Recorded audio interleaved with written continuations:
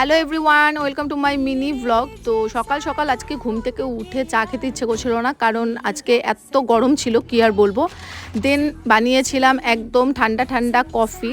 তো সকালবেলা শুরুটাই করি কোল্ড কফি দিয়ে। আইস বের করতে গিয়ে দেখি প্রচুর পাহাড় জমে আছে বরফে, সেই জন্য সেই বরফগুলোকে বের করে আর ফেলে দিইনি, ওগুলো দিয়ে একটা স্কিন রেমেডি করলাম, যেটা খুব ভাইরাল এখন ফেসবুক ইউটিউব সব কিছুতেই।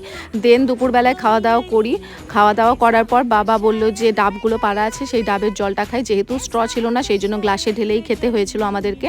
তারপরে দেখি যে হঠাৎ করে পাড়ার গলিতে প্রচণ্ড ভিড়। কিসের ভিড়? গিয়ে দেখি যে একদম ইনস্ট্যান্ট ছোলাকে ছাতু বানিয়ে বিক্রি করা হচ্ছে। তারপরে আমরাও 1-1.5 কেজির মতন নিয়েছিলাম। তো ছাতুটা একটু ট্রাই করি, বাড়িতে এসে দেখি যে ভালোই খেতে, গন্ধটা মানে ভালো ছিল। তারপর সন্ধ্যেবেলাতে কাকা কাকির অ্যানিভার্সারি স্পেশাল বৌদি একটা কেক বানাচ্ছিল, আর যেটার দর্শক ছিলাম আমি আর তোজো। তারপর সন্ধ্যেবেলাতে আর চা খাইনি, কেক টেক খাবো ভেবে, সেই জন্য একটা আইসক্রিম দিয়ে সন্ধ্যের খাবারটা কমপ্লিট করলাম। দেখা হবে নেক্সট ব্লগে। টাটা, সবাই ভালো থেকো।